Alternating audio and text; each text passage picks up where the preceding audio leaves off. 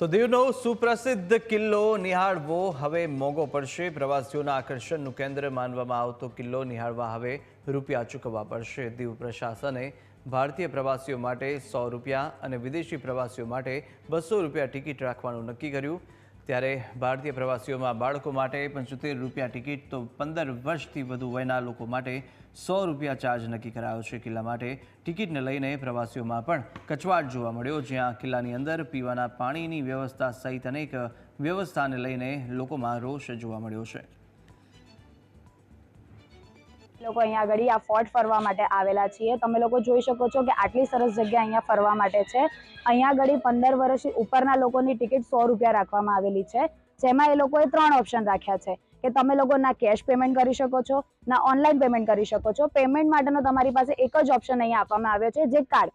અમે લોકો અમદાવાદ સિટીથી જે ભણેલા ગણેલા લોકો હોઈ શકે છે તેમની પાસે કાર્ડ અવેલેબલ હોઈ શકે છે, બટ અહીંયા આગળ ઘણા બધા ગામડાથી પણ લોકો જે ફરવા માટે આવતા હોય છે તે લોકો એન્ટ્રી ગેટ પર આવે છે અને ત્યાં આવું જુએ છે કે અહીંયા આગળ કાર્ડ સિવાય બીજો કોઈ ઓપ્શન જ નથી, તો એ લોકો અંદર જોવા માટે નથી આવી શકતા। તો મેઇન મુદ્દો જે અહીંયા આગળનો છે એ જ છે કે તમારે લોકોએ અહીંયા આગળ કેશ પેમેન્ટ અને ઓનલાઈન પેમેન્ટ બંનેની સુવિધા શરૂ કરાવવી જોઈએ, જેથી કરીને અમદાવાદ, ગુજરાત જે બી સિટીમાંથી આખા ઇન્ડિયાના જેટલા પણ ટુરિસ્ટ છે એ લોકો અંદર ફરવા માટે આવી શકે। અહીંયા આગળ કેશ નહોતું અને ઓનલાઈન પણ નહોતું, એટલે અમે કાર્ડથી અહીંયા આગળ પેમેન્ટ કરેલું છે। એમ તો ઓનલાઈન હોવું જોઈએ, કારણ કે જેની પાસે અમે બહારથી આવીએ છીએ તો ચલો અમે કોઈ જોબ કરતા હોઈએ કે બીજું કોઈ કરતા હોય તો એની પાસે કાર્ડ હોય, જેની પાસે કાર્ડ અવેલેબલ હોય એ લોકો આવી શકે, પણ હવે જેની પાસે કાર્ડ ના હોય એને થોડી પ્રોબ્લેમ થઈ શકે છે। તો કદાચ કેશ ચાલુ હોય કે ઓનલાઈન ની સુવિધા હોય તો વધારે બેટર યાત્રિકો માટે બની શકે છે। અત્યારે અમે દીવ ફરવા આવીએ છીએ ફેમિલી સાથે, જ્યાં જઈએ ત્યાં પાર્કિંગના પૈસા લે છે, જ્યાં જઈએ 50 રૂપિયા, બરાબર।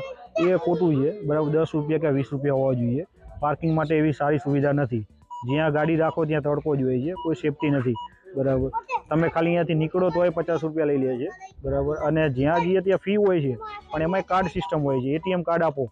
હવે કોઈ બી માણસ એટીએમ કાર્ડ ભેગું લઈને નથી આવી શકતો, ફોન પે, ગૂગલ પે બધા આગળ હોય છે, ફોન પેથી સ્કેન કરી શકે છે, ફોન પે, ગૂગલ પેથી યુઝ કરીને લઈ શકો, કેશથી લઈ શકો। નાનો માણસ બહુ હેરાન થાય છે, દીવમાં બહુ ખોટું છે આ વસ્તુ, બરાબર। દીવમાં સુધારો કરવા જેવો છે, નાનો માણસ બહુ હેરાન થાય। દીવ ખાતે 400 વર્ષનો કિલ્લો આવેલો છે ને, કિલ્લાને લઈને યાત્રિકો ફરવા આવી રહ્યા છે ત્યાં ટિકિટનો માર આપવામાં આવ્યો છે। જો ટિકિટની વાત કરવામાં આવે તો 100 રૂપિયા અને 75 રૂપિયા જેવા ટિકિટના દર નક્કી કરવામાં આવ્યો છે। જો દીવની વાત પ્રવાસ સ્થળ દીવ છે, જ્યાં દેશ વિદેશથી પ્રવાસીઓ દીવના દરિયાની મજા માણવા આવતા હોય છે, દીવમાં ફરવા માટે આવતા હોય છે, પરંતુ હવે દીવમાં આવતા પ્રવાસીઓ દીવના પ્રખ્યાત 400 જૂના કિલ્લાના જોવા માટે ચાર્જ ચૂકવવો પડશે।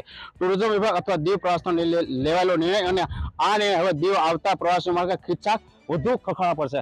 જો આની જો કેશની વાત કરવામાં આવે તો પેટીએમ અને જે ઓનલાઈનનું પેમેન્ટ છે તે બંધ છે, ખાસ કરીને ક્રેડિટ કાર્ડથી પૈસા લેવામાં આવે છે। ત્યારે સ્થાનિક લોકોનું કહેવું છે કે જે કેશ અથવા પેટીએમ ચાલુ કરવામાં ઓનલાઈન ચાલુ થાય તેવી સ્થાનિકોની માંગ છે।